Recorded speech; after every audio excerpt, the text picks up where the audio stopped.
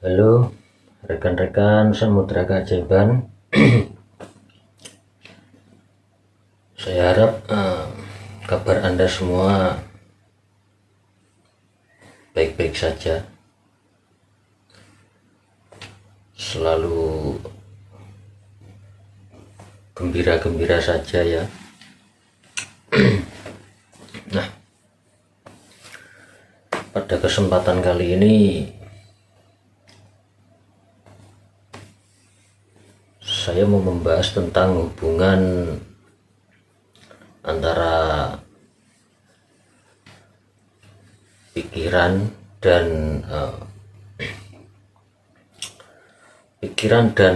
ruang sekitar kita. Jadi kemarin ada yang bertanya ke saya, Mas, apakah pikiran dan perasaan manusia itu mempengaruhi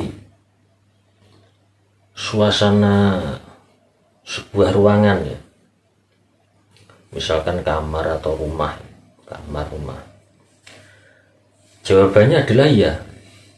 Jadi pikiran dan perasaan manusia itu dapat mempengaruhi benda-benda di sekitar kita, dinding ruangan ya. Karena pikiran dan perasaan itu memancarkan, kalau difisikakan ya, itu memancarkan energi, gelombang. Pikiran dan perasaan kita itu memancarkan gelombang. Ada suatu alat namanya, kalau singkatannya sih EEG namanya. Itu alat untuk mengukur gelombang pikiran manusia. Jadi pikiran dan perasaan manusia itu bisa diukur dengan alat yang namanya EEG. Itu kepanjangannya saya lupa, soalnya kepanjangannya bahasa Inggris gitu ya. Alat EEG itu kalau di luar negeri biasanya digunakan oleh dunia medis. Jadi untuk mengukur tingkat emosional manusia. Jadi emosional manusia itu sedang gembira atau sedang sedih, atau sedang meluap-luap, itu alat itu bisa mengukur gelombang pikiran.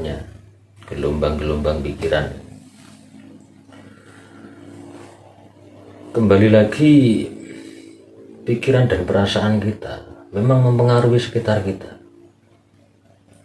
Bukan hanya saja mempengaruhi orang-orang di dekat kita, bukan hanya mempengaruhi teman-teman di dekat kita ya, tetapi mempengaruhi juga benda-benda di sekitar kita. Makanya dulu banyak kan orang itu mudah emosional, mudah marah-marah itu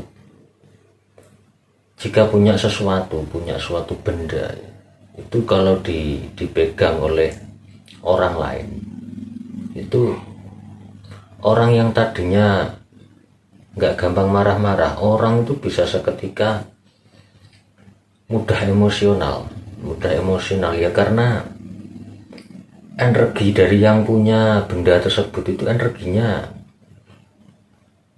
nempel di bendanya ya. Misalkan orang punya sebuah jam tangan ya misalkan ya.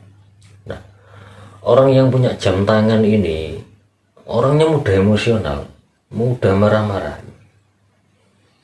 dikit-dikit marah gitu. Jadi mudah marah-marah. Nah, tanpa disadari energi marahnya gitu, karena emosional pikirannya itu bisa menempel di benda-benda sekitar. Nah, ketika arloji atau gelang jam itu arloji itu dipakaikan ke orang, atau jam tangan itu dipakaikan ke orang lain, itu hawa dari orang yang memakai itu, hawa emosionalnya itu kayak seperti mau marah-marah gitu, kayak seperti mau marah-marah gitu. Nah itu kan kalau kita tidak tahu ilmiahnya kan seolah-olah kan mistik ya, seolah-olah mistik, seolah-olah mengandung ini dan itu yang pokoknya yang tidak lah kalau di Indonesia kan banyak, jadi belum diketemukan secara ilmiahnya, secara fisikanya, dia sudah berani mempersepsi begini begitu. Nah, lalu caranya untuk menghilangkan energi yang menempel, energi negatif dari pikiran dan perasaan manusia. Nah, itu untuk menghilangkannya bagaimana? Untuk mengcleanernya bagaimana? Untuk mengcleansingnya bagaimana? Nah, nanti di video saya yang berikutnya nanti akan saya bahas lebih rinci. Nah, kalau pada kesempatan kali ini saya menjelaskan dulu kenapa emosional manusia itu mempengaruhi benda-benda di sekitar. Nah, bahayanya jika emosional manusia itu dalam jumlah banyak, dalam masa yang cukup banyak, misalkan sampai ribuan atau lebih ya, bahkan itu ketika emosionalnya itu negatif semua, tidak baik semua, itu dapat mempengaruhi cuaca alam, dapat mempengaruhi alam ya. Alam yang tadinya kondisinya normal-normal saja, standar-standar saja, itu menjadi berubah seperti tidak biasanya gitu. Jadi energi pola pikiran manusia dalam jumlah besar itu dapat mempengaruhi cuaca, dapat mempengaruhi alam gitu. Makanya kebayang kan, bahaya sekali kalau kita tidak tahu cara kerja pikiran dan perasaan, kalau kita tidak tahu. Makanya Anda mungkin pernah melihat atau mendengar bahwa di daerah-daerah tertentu ya, daerah-daerah yang panas gersang dan seperti susah untuk suasana segar, untuk suasana kondisi air yang mudah, susah ya, itu Anda mungkin pernah dengar bahwa di situ itu kebanyakan pola pikir manusianya itu mudah emosional semua. Anda mungkin pernah dengar di daerah-daerah tertentu ya, daerah-daerah tertentu. Jadi pikiran kita semua itu dalam jumlah yang besar, manusia banyak, itu dapat mempengaruhi alam. Jadi cuaca alam itu juga bukan hal yang tiba-tiba terus kebetulan, itu juga tidak. Karena semua saling terikat, semua saling terhubung ya. Jadi alam itu saling terhubung. Kita semua kan juga bagian dari alam, kita semua kan juga bagian dari kehidupan ini. Jadi kalau dibilang kita sama alam beda itu ya keliru juga ya. Wong kita juga bagian dari alam tersebut itu. Masa ya tidak saling terhubung ya, enggak juga. Kita semua saling terhubung ya, pikiran perasaan kita semua saling terhubung dengan semesta, dengan sesama manusia ya. Orang-orang yang kita jumpai setiap hari, orang-orang yang bertemu kita setiap hari, benda-benda di sekeliling kita ya, benda-benda di sekeliling kita, semuanya saling terhubung. Makanya Anda mungkin pernah mendengar atau pernah mengalami sendiri di mana suatu rumah itu yang dulu dipakai untuk sering bertengkar, sering berantem segala macam, akhirnya begitu rumah itu ditempati orang lain yang menempati, yang tadinya tidak pernah bertengkar sama suami istri, tidak pernah bertengkar, begitu menempati rumah tersebut itu bisa seketika sama-sama emosionalnya tinggi loh. Karena rumah itu belum di cleansing, belum dibersihkan, belum dinetralkan gitu loh dari pemakai sebelumnya. Bahaya loh kalau kita tidak tahu. Misalkan kita beli benda apa saja lah. Nah, kalau kita tidak tahu cara mengcleansing, cara menetralkan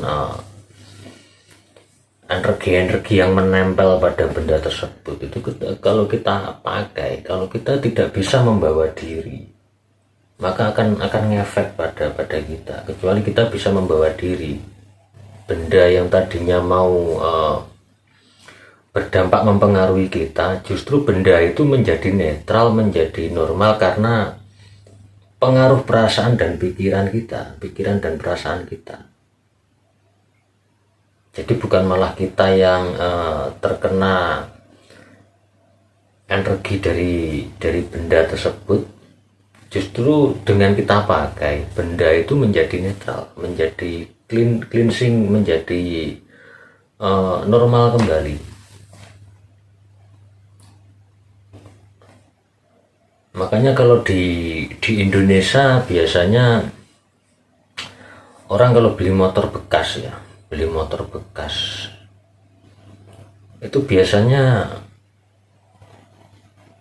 meski bertanya motor itu pernah dipakai untuk kecelakaan atau tidak, pernah dipakai dan jatuh atau tidak, biasanya kan begitu. Itu ada alasan-alasan tertentu sebenarnya kalau kita mau menggali lebih dalam ya.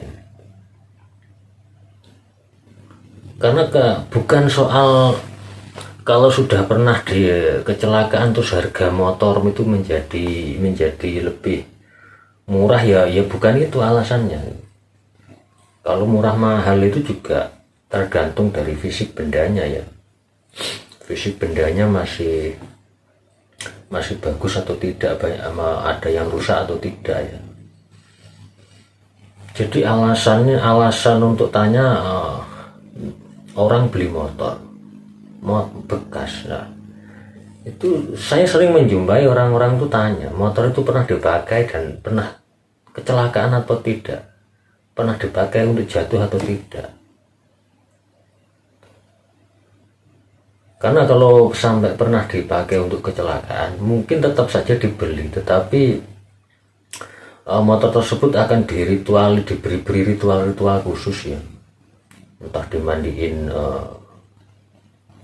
pakai bunga, lalu disemprot yang wangi-wangi, habis itu diberi bacaan-bacaan yang positif ya, habis itu diselamatin, selamatan pakai itu nasi, terus dikasih sayur-sayur lalu dibagi-bagikan gitu. Jadi alasannya selain merasa syukuran karena bisa beli motor, itu ada alasan lain ya, Kalau untuk bagi-bagikan nasi dan lauk pauknya itu mungkin wujud dari rasa syukur. Cuman kalau untuk hal-hal yang lain ada alasan lain kenapa harus dimandiin bunga, dikasih bunga di ini ya. Terus misalkan tampilannya itu mungkin agak diberi stiker atau diberi apa untuk tampilannya agar tidak sama persis dengan tampilan waktu dia beli. Karena motor itu pernah dipakai untuk kecelakaan atau jatuh. Kenapa bisa begitu? Logikanya bagaimana? Ilmiahnya bagaimana? Jadi suatu benda yang pernah dipakai untuk kecelakaan seperti motor itu. Nah, energi memori dari kecelakaan tersebut, histori dari kecelakaan tersebut itu energinya masih nempel di motor tersebut. Energi yang saya maksud di sini bukan energi yang aneh-aneh, klinik dan tidak ya. Ini ilmiah. Jadi bukan energi diartikan yang aneh-aneh lah, yang tidak masuk akal lah, enggak. Segala sesuatunya di dunia ini hakikatnya adalah logis ya, hakikatnya adalah berlogika.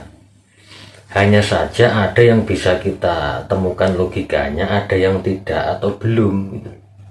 Permasalahannya kan itu. Ada yang sudah kita temukan logikanya, ada yang belum kita temukan logikanya, ada yang bahkan sama sekali tidak bisa kita temukan logikanya gitu. Nah, jadi buat yang bertanya ke saya kemarin ya, saya jawab di sini sekalian biar tidak ada pertanyaan yang sama ya, biar tidak banyak pertanyaan yang sama. Jadi pikiran dan perasaan kita itu mempengaruhi benda-benda di sekitar kita ya, benar. Kamar Anda seperti kamar ini kan kamar. Kalau Anda pakai untuk Anda setiap masuk kamar murung, Anda setiap masuk kamar itu pikiran Anda buruk, pikiran Anda negatif, maka nuansa kamar Anda itu suasananya akan seperti itu terus. Apalagi setiap hari Anda begitu. Setiap hari Anda masuk kamar, suasana pikiran dan perasaan Anda tidak baik. Setiap hari kamar Anda suasananya akan terus-menerus seperti itu. Dampaknya pun bisa macam-macam loh itu. Dampaknya bisa macam-macam. Ini beneran. Anda mimpi buruk itu juga bukan kebetulan kan? Ada penjelasan ilmiahnya. Kenapa Anda mimpi buruk?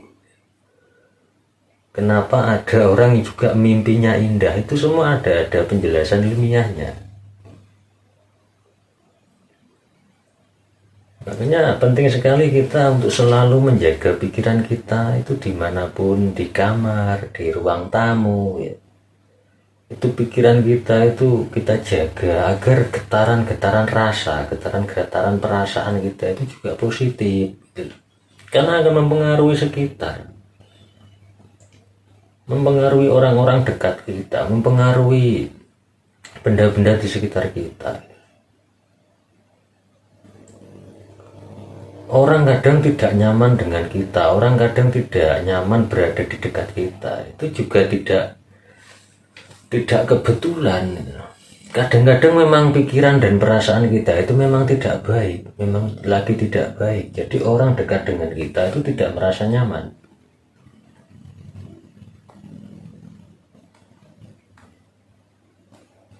Bisa jadi orang-orang tersebut sebelum ketemu kita, sebelum ngobrol bersama kita, bisa jadi orang tersebut memang pola pikiran dan perasaannya sudah tidak baik lebih dulu,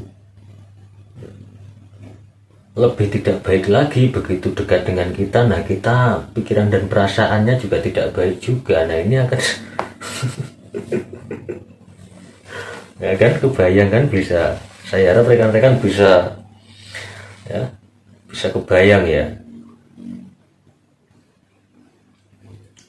Yuk, materi-materi tentang pikiran dan perasaan ini akan saya bahas terus menerus. Tujuannya adalah yuk kita itu sadar gitu, kita itu sadar setiap hari kita itu agar tidak gampang dibodoh-bodohi ya. Kalau kita tidak sadar dengan cara menggunakan pikiran dan perasaan kita sendiri, maka kita akan menjadi korban dari berita-berita yang ada di luaran ya. Sugesti-sugesti, lagu-lagu yang sudah nadanya sedih, kata-katanya nggak baik, kita akan dibodoh-bodohi dengan hal-hal seperti itu. Tidak semua lagu itu memberdayakan kalau kita dengar. Makanya saya sering mengingatkan teman, orang-orang dekat, ya hati-hati dalam mendengarkan lagu. Dari nada, dari bahasa kata-kata itu sudah mendoktrin Anda. Semakin Anda baper, semakin Anda sering mendengarkan, Anda menghafal, semakin sering Anda konsumsi, itu bisa menjadi kenyataan beneran dalam hidup Anda, bisa menjadi realita beneran.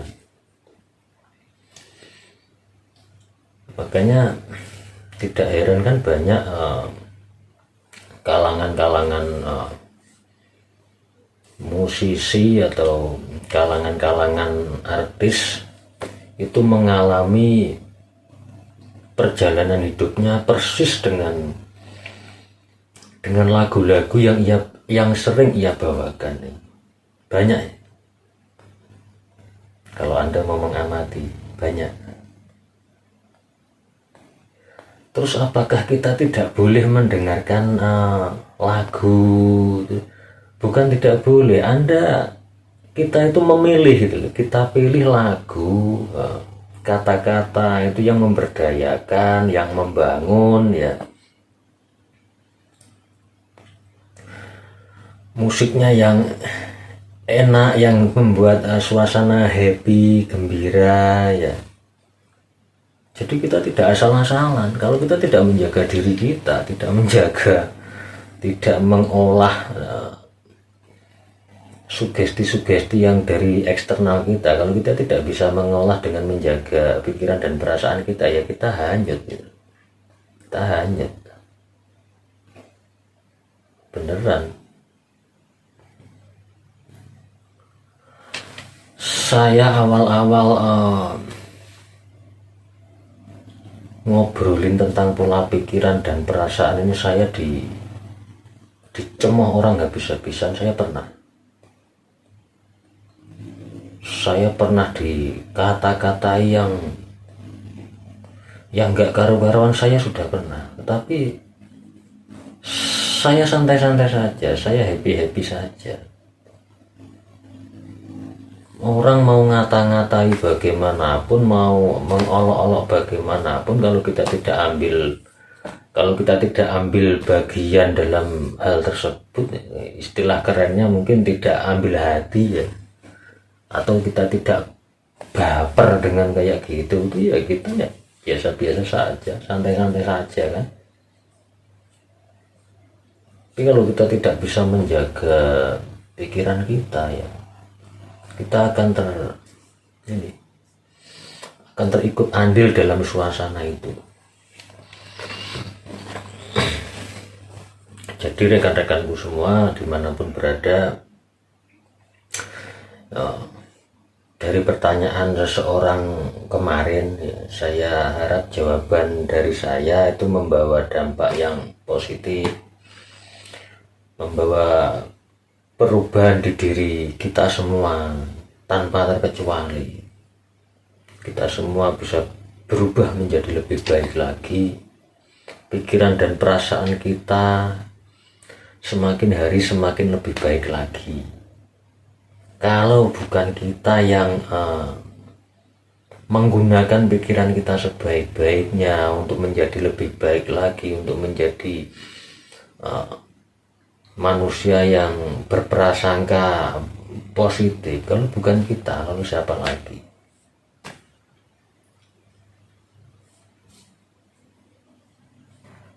Jadi inilah yang bisa saya bagikan pada video kali ini ya. Terima kasih buat yang bertanya kemarin. Yuk, dimanapun kita berada, jaga pikiran-pikiran kita. Karena setiap hari kita memancarkan energi-energi, gelombang-gelombang. Ini bukan klinik, ini ilmiah. Kita setiap hari itu saling memancarkan gelombang-gelombang. Hanya saja gelombang-gelombang ini tidak bisa kita lihat secara fisik ya, tidak bisa kita raba ya. Tetapi gelombang-gelombang ini bisa diketahui, bisa diukur, dan sudah ditemukan alat ukur untuk mengukur gelombang-gelombang pikiran dan perasaan kita. Oke, sampai di sini. Terima kasih. Semoga hari-hari kita menjadi lebih baik lagi, lebih bermanfaat lagi, lebih bahagia lagi, lebih bergembira lagi, sampai batas waktu kita di bumi ini habis. Kita melatih terus menjadi manusia yang lebih baik lagi. Terima kasih, salam keajaiban dan thank you.